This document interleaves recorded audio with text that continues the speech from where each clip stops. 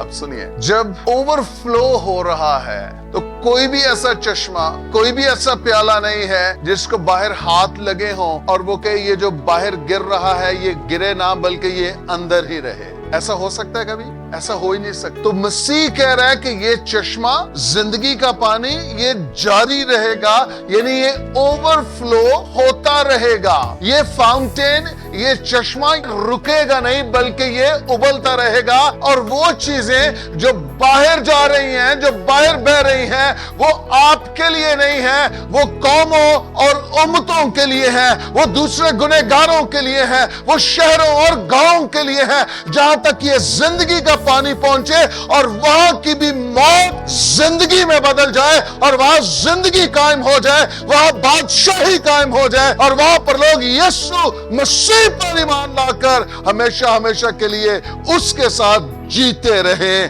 ہاللیلویہ۔